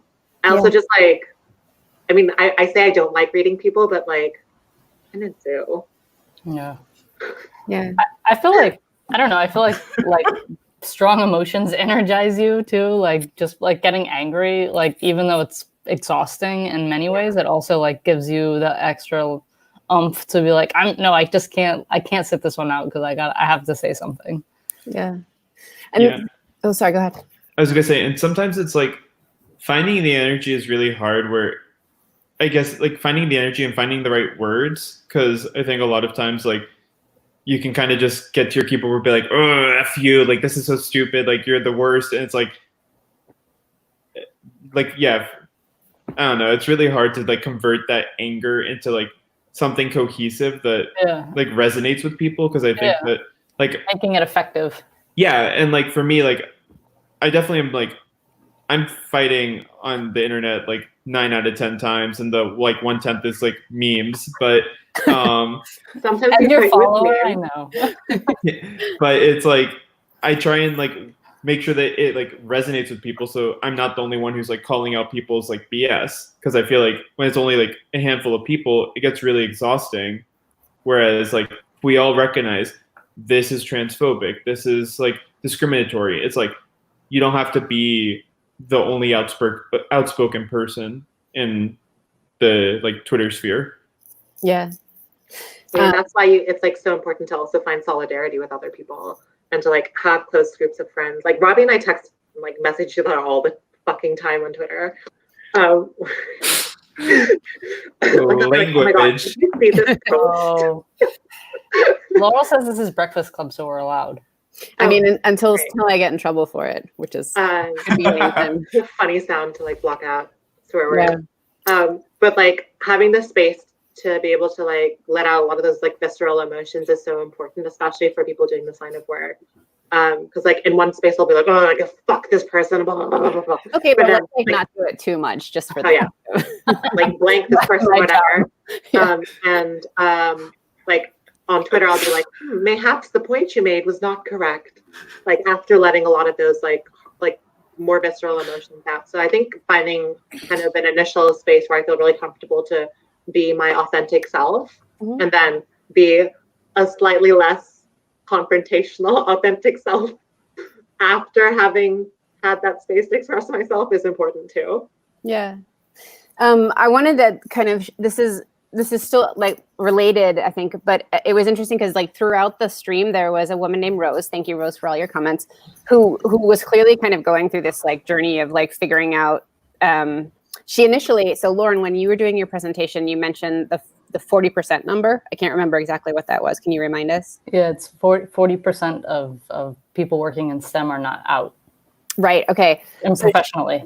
Right. And so she was really, really surprised by it. She just said like, that seems so high. And like how is like for academia specifically is what she was saying. And then kind of as she went on and listening, she was like, wait, of course this makes tons of sense. Like academia is, her last comment was, now that I think more deeply, academia is steeped in particularly in particular is steeped in white supremacy. So 40% seems totally valid. So it was, oh, who did we just lose? We lost Rob. Oh no. Okay, well he'll bop back in. But it was interesting basically because you think about, it's easy for people who don't have a lot to do with it to think of academia as this place where like that really values intellectual freedom and collaboration and this and that. And I wonder if like academia's idea of itself and other people's ideas actually get in the way of any real progress in the space. I think that's true, and it also like really depends on what part of which field of academia you're talking about. Because when we talk about academia, like us scientists, we're like, oh, we're obviously talking about science academia, or STEM. But if you look at other fields, especially like more social sciences, oftentimes the trend is reversed, where it is a more welcoming place because that's where like women's studies lives and gender studies lives, and so people are really like out, and maybe the proportion of people that are out are much higher. But 40% is actually pretty close to the national average across all workers. And when you think about just STEM, like you think about, I don't know, like all of you here, when you were a kid, like what came to mind? Like a white guy with like Einstein, right? Like that's the picture that comes to mind. And I hope that's changing for people, but it still is the culture. Mm-hmm. Would any of you disagree that that's kind of the culture? Oh, I think that's 100% true. And I think to Laurel's point, like we in academia think that like, oh, we're so liberal. We're so like go with the flow. And it's like, we're liberal in the sense that we don't want people to tell us like how to think or like to restrain us, but we're not really, I would say, that radical. And like talking with Rob separately, we've talked about how like when like as graduate students, we all like we advocate for ourselves and for other people, but like we recognize that like the revolution isn't going to be within like academia. Like the revolution is not just like, oh, I have the privilege to be like a student for another 5-6 years. It's like, I feel like the idea that like academia is like this like liberal and like welcoming space is like our own perception that's really warped. And also like, if we think that like real change, like in a societal context is going to happen in this very privileged space, like that's even more of like a warped sense of self, I feel. Rob? What do you think? I don't think he was here for the question. Oh. Did you hear the original question, Rob? We lost. Yeah, I completely disconnected. Yeah, it's okay. Jessica's also, just for viewers who are looking forward to hearing her speak, Jessica's also having some very serious Wi-Fi issues. She is trying to reconnect. We'll see. Realities of working from home. Yeah, exactly. And if we don't get her back for this time, I'm going to make her come and do like a full-length Breakfast Club talk because we can't do it without her. So Rob, the question was it was just a woman named Rose who was kind of going through this whole thought process during the stream where she was initially super surprised to hear that 40% of people, Lauren, can you repeat the stat? 40% of people working in STEM are not out professionally. So she was so surprised to hear it because, you know, we really think of academia as this place that like values like intellectual freedom and collaboration and super liberal values and all these other things. And I wondered if like academia's idea of itself really gets in the way of progress sometimes. And that's kind of what people were reacting to. So yeah, say something super smart now, right now. No pressure. You also don't have. Yeah, No, I like it's sort of, I guess, building off what Robbie said, is just like people want to separate science from people and the people that it impacts like so badly, but like that's just like not possible. And like science is inherently political in that like the people doing the science are interpreting like data in certain ways, and those certain ways are very shaped by the experiences of like how they navigated the world and like how they see the world. And so I don't like, yeah, like, like the academia is not radically progressive in any way. It's just like people think that the level of freedom that we have to think is maybe why it's so progressive, but then people don't think about how that freedom to think, and those people who actually are in those positions and like have tenure and actually have that freedom to think without consequences, how that impacts the people not in those positions. Totally. And I talked a little bit about this in my Breakfast Club on Tuesday, but there was this study that came out a couple of years ago looking at like tracking undergraduates through like the beginning of undergrad through graduation. And what they found was that for undergraduates that that started college as STEM majors and then participated in a research experience, which is like usually something that most scientists think is going to keep you in science. And it's been shown for most people that it does keep you in a science major, because that's where you like discover how to be a scientist. That if you're LGBTQ and you participate in a research experience, you're actually more likely to switch to a non-science major than any of your heterosexual or cisgender peers. And so I think that really like highlights the culture of STEM academia getting in the way of itself, because clearly these people are experiencing, it's also the first time you experience the culture of STEM because you're working in a lab. So the culture is getting in the way of progress and inclusion. Oh my God, look who it is. It's maybe Jessica. We hear outside noises. Can you hear us? Pretty laggy. Okay. Something I was gonna say to Lauren's point is, was that the paper by Hughes, by Bryce? Yeah. I think Rob and I, or someone else and I, we talked about also, I think that paper reported that like queer women don't have a difference. Yeah, it actually wasn't that paper, but that is an interesting point. Maybe you should talk about it and I'll remind myself which paper it was.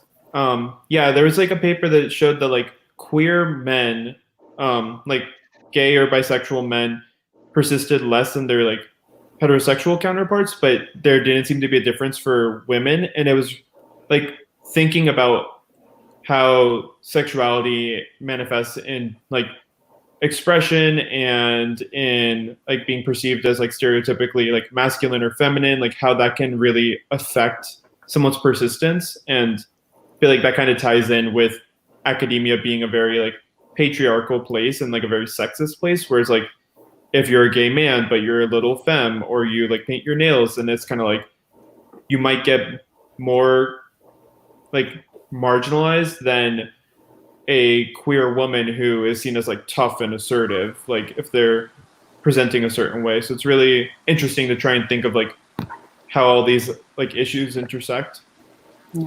Yeah, most definitely. Oh look, I can see Jessica's head nodding and everything. I'm in my backyard now, so better excellent. signal out here with the air, I guess. Oh, that's fantastic. We can actually, if you feel like we should give it a go, I can have your slides up and I can share these and we can try to finish the presentation. Does that sound good, or would you rather come back to it later? Sure. I mean, if you guys have time, I mean, I'm happy to do whatever works for the group. Okay. I think I should put that on my tombstone, actually. Yeah. She wanted to I'm do good. whatever was good for the group. I mean, I'm a Jessica Ware fan, so I'm always happy to hear her talk. Yeah, me too. Okay, let me grab this. I'm pulling up your slides on my end now.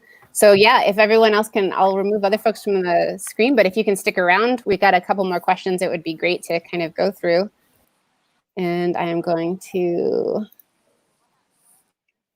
yeah, okay. All right, so let me see here. I'll present these a little bit better so that they get bigger. My internet is also not great. Thank you for wandering around until you're in your backyard until you found these. Okay, No and you can worries. direct me from here. Should I advance? Yeah, I'll go on to the next slide and just mention a quick plug for termites, which is what we also work on in my lab. So termites are within the same order that cockroaches are in, and they're not just pests. So when we think of termites, we always just think of them kind of wanting to eat our home, but most of them are out there living their lives, doing their own kind of life history strategy that actually is unrelated to humans, and they don't really need humans whatsoever. So I'll go on to the next slide and just mention that much like Lauren and much like other people who have talked today, I grew up with a real curiosity about nature. And I think that's how it got kind of hooked on the idea of doing something to do with entomology. I didn't know I wanted to do entomology, of course, like very few children. There are people, but I wasn't one of them that wakes up and is like, oh yeah, I think I want to study insects for my job. Definitely that wasn't me. But my twin and I, we were fortunate that we spent a lot of time with our grandparents, Harold and Gwen Irons, and they were kind of nature lovers, and they were always out encouraging us to flip over logs and see what we could find. And so we kind of got jazzed with the idea of just being outside all the time. And doing entomology is kind of a job where you get to be outside all the time. And that was kind of, once I learned that you could do field biology and I had the experience to do field biology, I was able actually to go with another queer woman to Costa Rica when I was an undergraduate. And it really kind of changed my whole perspective on what I could do. I didn't have to become a high school teacher like my mother, or, a salesperson in computers like my father. I could, do something that I really loved and felt passionate about every day, which was exciting for me. So if I go to the next slide, I could just say that I started out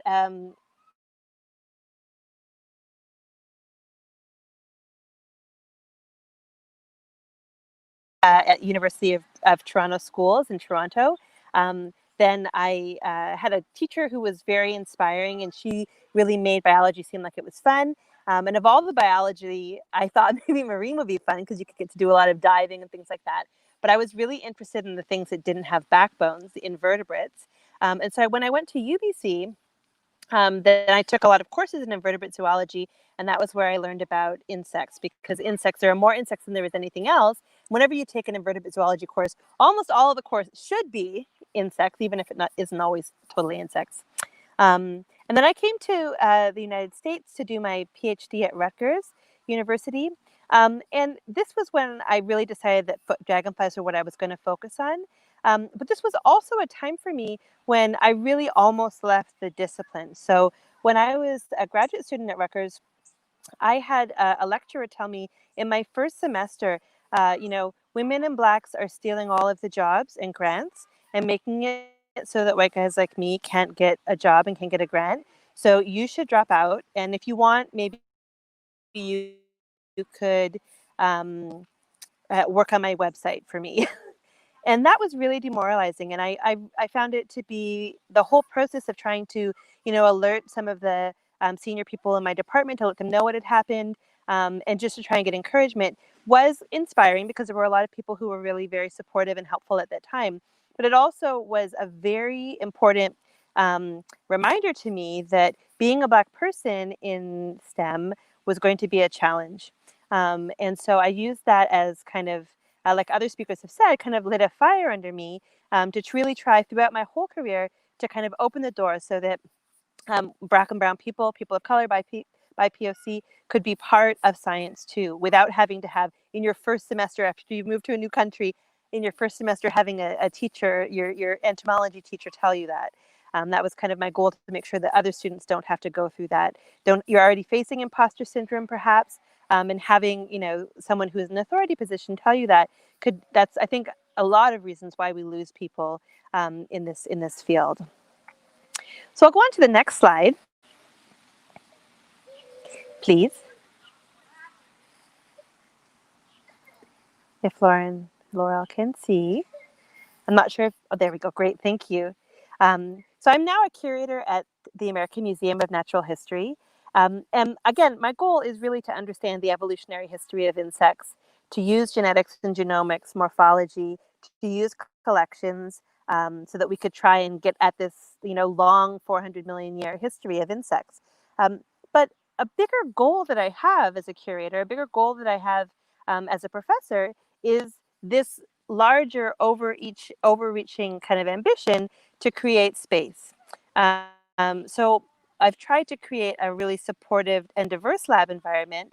And in particular, as field biologist, one thing I noticed, my first field experience with Diane Srivastava was at UBC when I was an undergrad.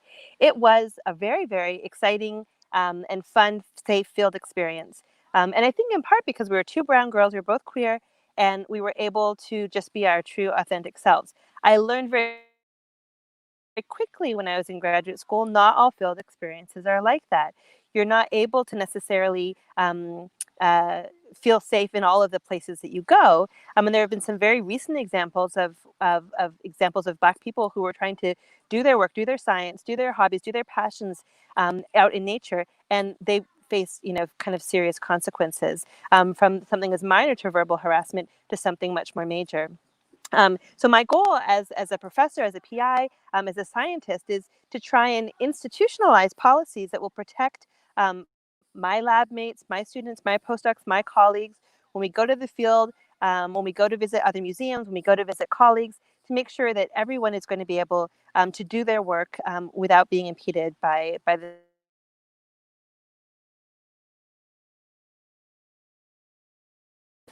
If I could go to the next slide, please. Actual woman. And what that means sometimes, I think, for science is that you kind of have to constantly keep coming out again. It sometimes can be an identity that in the LGBTQIA plus spectrum, it can seem kind of invisible. And certainly whenever you're in a department situation, I feel like it's something that you need to, or that I enjoy actually really talking about it and bringing it up so that way people who are in my department don't necessarily fall into this kind of heteronormative trap that everyone is just heterosexual unless you tell them otherwise. I was really supported throughout my personal experience by my family, and in particular by my twin. So if I could go to the next slide, please.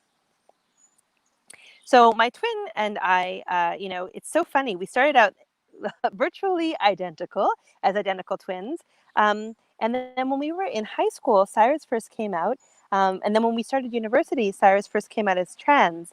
And Cyrus also came out as an artist, and I came out as a scientist. And we both went on these kind of two different but parallel journeys. And it's been really interesting kind of looking at the experiences that Cyrus has had as a BIPOC trans person in the arts, and me as a bisexual woman, Black woman in the sciences. And it really underscores that this intersectionality aspect of STEM is something that we need to discuss, regardless of the discipline, regardless of where you are. These are things that there's not enough space, there's not enough discussion, I think, really about the ways that we can institutionalize policies that encompass all Black lives, whether you're trans. That is a trans identity is one that's constantly far too often ignored. When I was first a parent, then one of my children told me when they were around 5 or 6 years old that they also were trans. And it really kind of has lit a fire under me to try and make sure that I create space so that my child is going to be able to avoid some of the harassment that Cyrus has experienced, or some of the things that I've experienced as a BIPOC woman in STEM. So I'll just go to the next slide and mention some of the things that we have been trying to work towards in my lab, with my colleagues in the Entomological Society.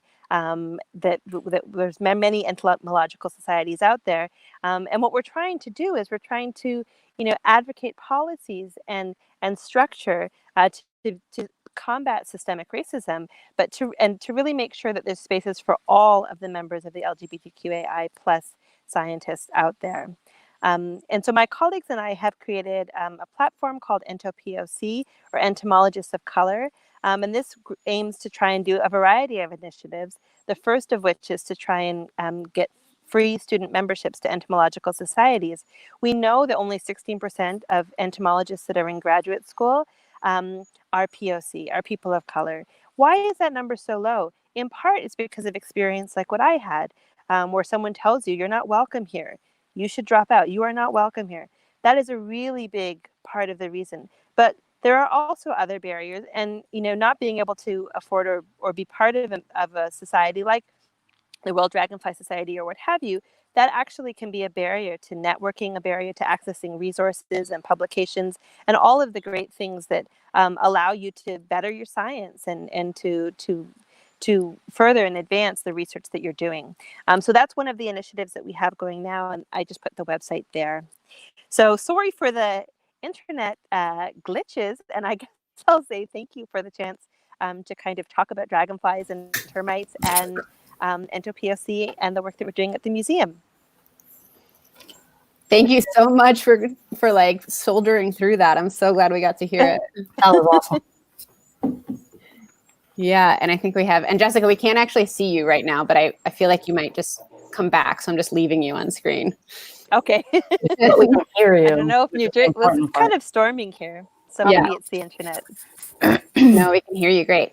And so now that we have everybody back on screen, I know, so I'll just, let's see here.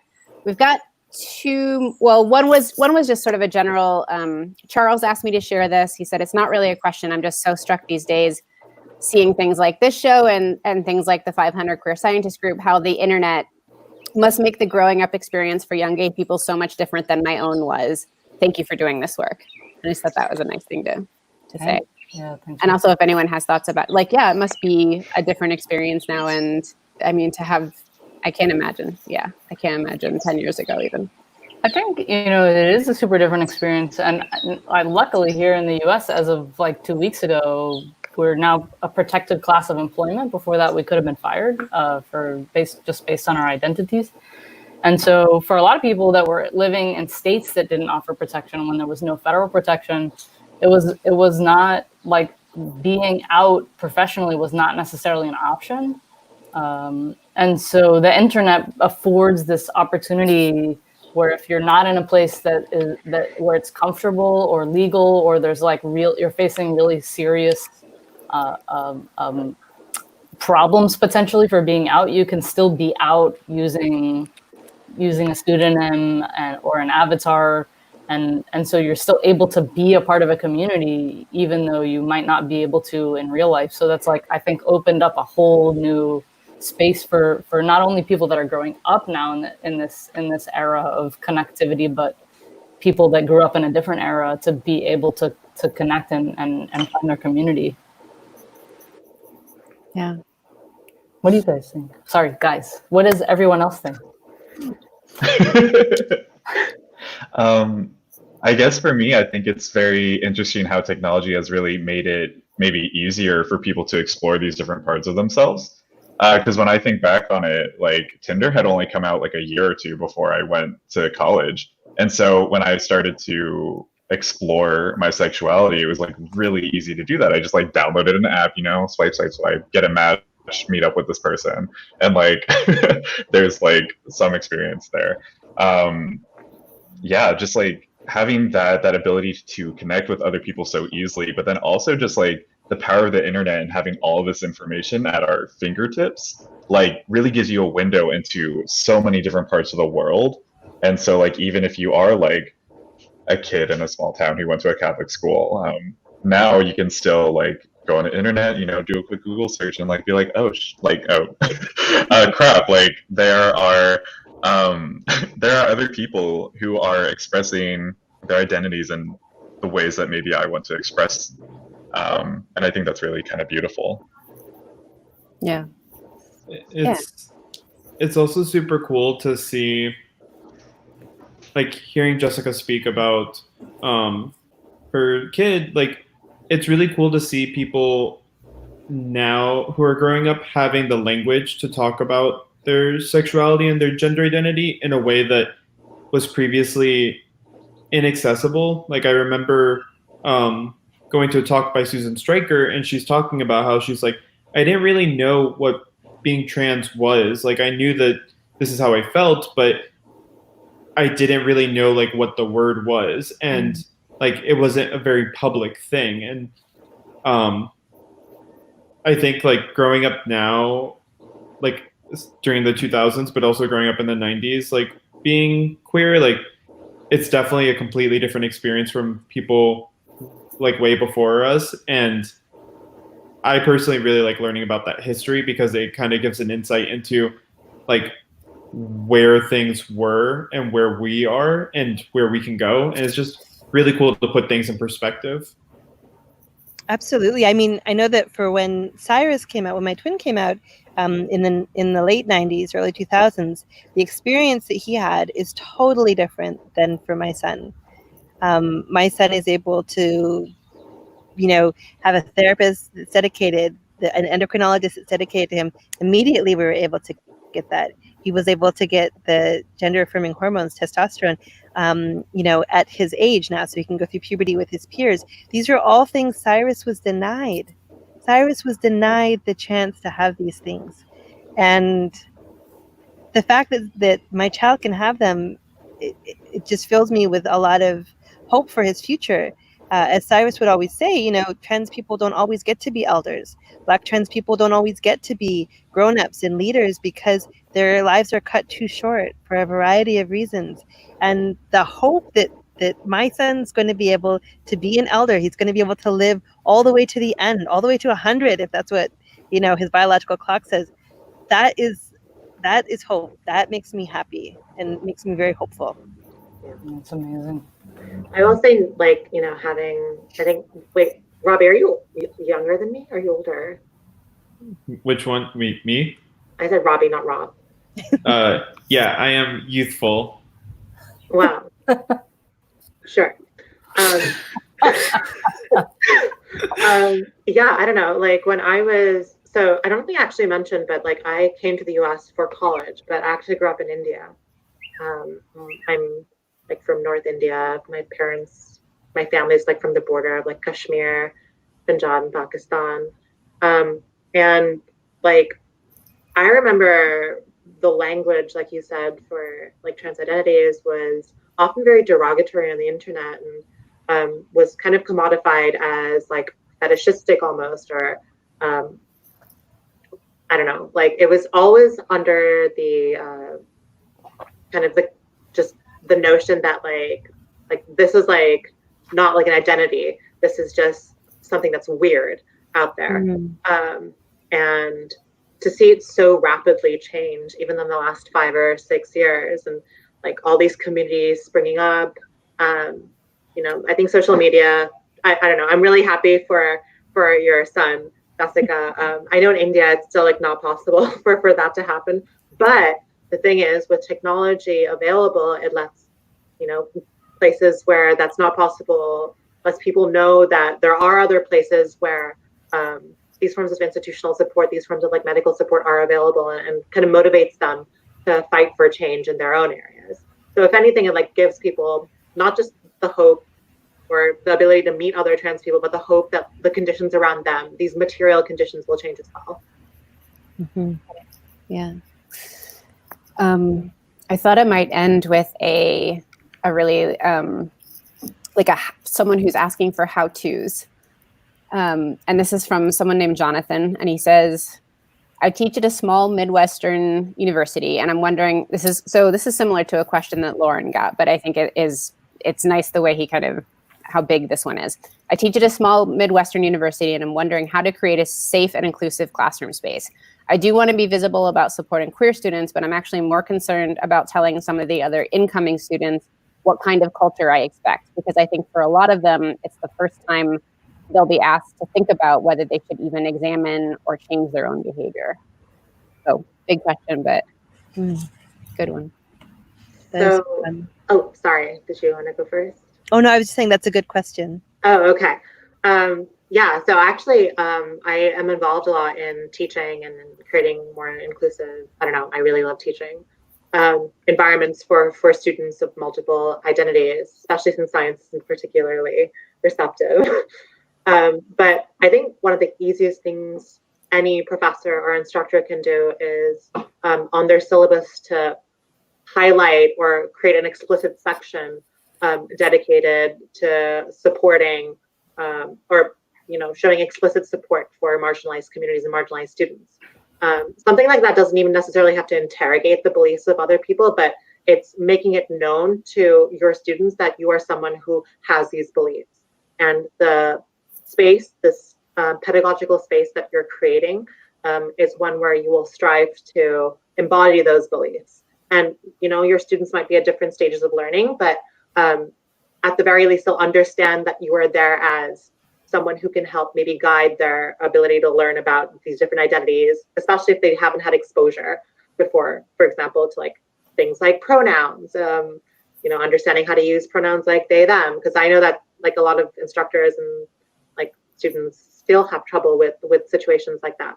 So I think having an explicit statement or space on your syllabus saying that like, oh, this class, like I support like Black lives, like I am specifically like here as someone who supports queer and trans people, having your pronouns as well can be helpful, but like not being too forceful because you don't want to accidentally out someone.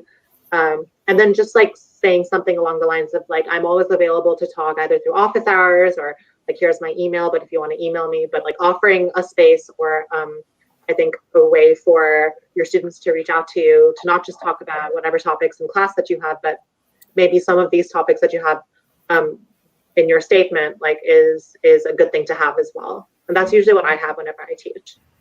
I love that. Jessica, I'm really interested in what you like. You have a huge lab and like your students adore you and are from all walks of life. And so I'm really curious, like how have you created that culture? Because clearly it's something that you're doing since it's so obvious that the culture is there and there's a space for it in your lab. Well, I mean, I think we have made, and there's a plane going over me, sorry. We've made space for different types of people to apply. And it's kind of, I don't want to say that's a top-down message because it implies that there's some hierarchy, whereas we function more as a collective. But there's definitely like a uniform, universal message that goes to any student that joins the lab, that joins the team, of what the minimum standards are.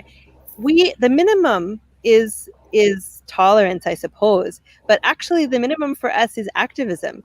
The minimum is that you would participate in things that would open doors for others. The minimum is that your space that's not enough. It's not enough that you made it. It's enough that if you bring 10 people with you that can also go to graduate school. That's the minimum, right? I think like, sure, if there's people that don't want to participate in social activities, I'm certainly not going to force them to do so. But I think as everybody's doing it, as this is the bar that's been set, is that, like I was able to, mentor 5 or 6 students that went to graduate school that wouldn't otherwise have felt like they had a space for them. If that's the new minimum, then all the things that you can achieve just go to the stratosphere, or some metaphor that makes sense since I don't understand, things to do with the sky and physics. But I just think that what we expect, people will rise to whatever expectations you give them. And the same is true for me. Like if my students expect a lot from me, I'll try and meet their expectations. And I think if we set our expectations high, I think most of us who are going into not everybody, certainly, but there's a lot of us who are going into this because, it's something that came from within us. We were excited about science, and it's hard. Even if you can use that as your angle, like capture that curiosity, help some other people who feel curious. Oh, by the way, have you thought about, doing this activity with the rest of us? We're all going to be creating this website, with resources. Do you want to join us? Those like kind of gentle encouragement for people to change what their own minimum bar is of success. It's not just enough to publish papers. I mean, that's great. Advancing your own career is great. I'm not saying that's not a good idea, but we want to have these other measures of success, other measures that include others, that include benefiting society and benefiting our department. And when you show people the data, like I know, Lauren, you've done a lot of work with this. If you show them numbers, scientists love numbers. If you show them numbers, it's hard for people to just be like, well, I don't really care. Only 16%. Who cares? No, like they would say, oh, goodness gracious, what can I do? Don't say, oh, just try and be good. If someone offers to help you, give them a job, give them a task. You want to help? Sure. Can you do these 5 things? I think these 5 things that are going to make science better, you could do them by Wednesday, right? Boom. And then you've got 5 things done. I'm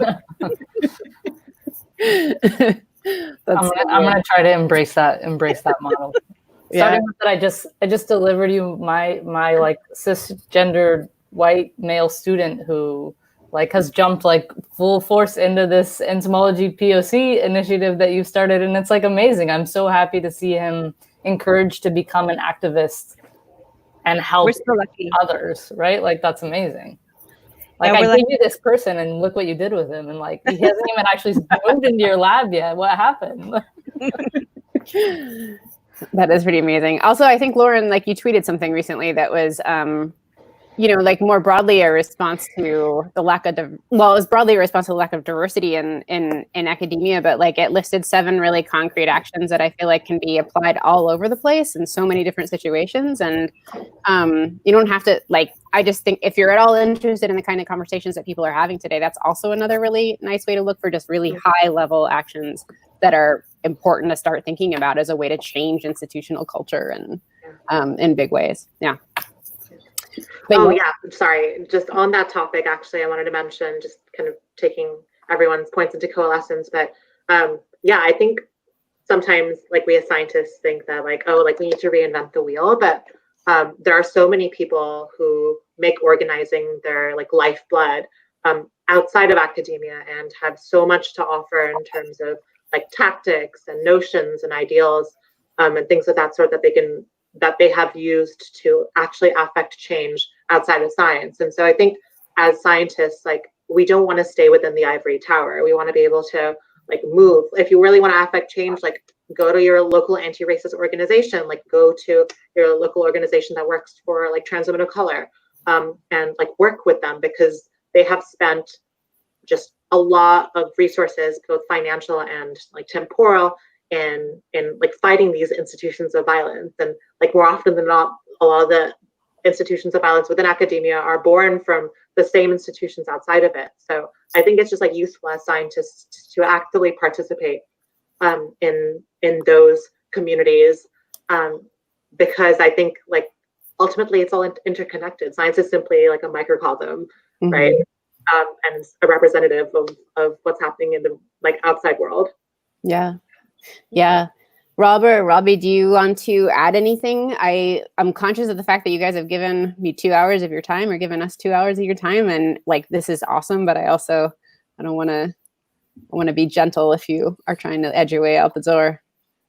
I would say that I guess 2 things that I've learned over the past few years are, one, you show people that you care and respect what they have to say by giving them the recognition that they deserve. And recognition is not just oh yeah, let me credit you on a slide. It's let me submit your name for an award. Let me pay you for your time. Let me make sure that you're invited to speak about your research and also your advocacy, not tokenizing people. So really pay people. Don't be afraid to be I don't know how to talk about race because I'm a white dude. It's that's fine. There are plenty of white dudes, but there's also plenty of people of color and Black people and indigenous people to pay, who have spent their whole careers building up this knowledge. So capitalize on that. And I think the other thing I want to say is all of this is a learning experience, and the best way to make sure that you're fighting the good fight and that you're doing the right thing is being receptive to feedback, regardless of how it comes to you, whether it comes in a really nice and gentle language, or it's someone who's really upset and frustrated, whether it's with you or with something else and they're directing it at you. Your hurt feelings are not the most important thing in this situation, most likely. And it really sucks if you think of yourself as oh, I'm such a good ally for this group that I'm not a part of. It's well, if someone's calling you out on the way that you're being an ally to them, listen. It sucks and it hurts your ego, but listen, grow, and just keep moving on. Yeah. Rob, you want to? Yeah, I feel like there's been so many good things already shared. But yeah, I guess I want to kind of harp on that idea of like decentralizing and just like listening, like not putting yourself and your feelings, like especially when you're not a part of these communities, like not prioritizing yourself, like always just being like, okay, this is the feedback I've been given. Let me like take a step back for a second, like reassess, like how can I change what I have been doing? How can I redirect? Not being like, oh my God, like I'm so sorry, like making it a whole big thing. Just like, I don't know, like making the change and running with it or going with it, not to use ableist language, but yeah. Yeah. I agree. That's always like one of my number one tips that somebody, I don't even know where, I definitely didn't make it up. Like, so I read it somewhere once and I was like, oh, that's so great. I love that. And it was, the tip was just if you make mistakes, especially, I think the original context was surrounding pronouns. And the advice was if you make a mistake, like don't dwell on it because that just makes it more uncomfortable for everyone. Just correct yourself and move forward, because moving forward is what we all want to do, and that's how we're going to make science better. Yeah, that seems like a perfect line to end on. Well, also, I have never done so much like nodding in 2 hours. Like you've all been so incredible. I've just been like, yes, yes. So thank you again for doing this, and I hope that you'll all come back and give me a full hour on your work on Breakfast Club. But I can't tell you how much I appreciate you being here today. That people in comments have been completely overwhelmed, and just there's so many nice ones about just thanking you for just presenting all these experiences in such a personal way, and yeah, and sharing all, you know, not just the really amazing like nature of your work, but also just being vulnerable in terms of like how stuff impacts you, because a lot of people have just been so grateful for how human this discussion was. And yeah, so I'm so grateful that you were able to give me those 2 hours and do this here. And any parting words? Otherwise, we can wave goodbye and I'll release you here. Thank you all for coming. This is amazing. It's Yeah, like my dream team. Yeah, let's do it again next year. We'll do 3 panels of 6 people. All right. Thank you all. We'll see you soon. Bye. Bye. Bye.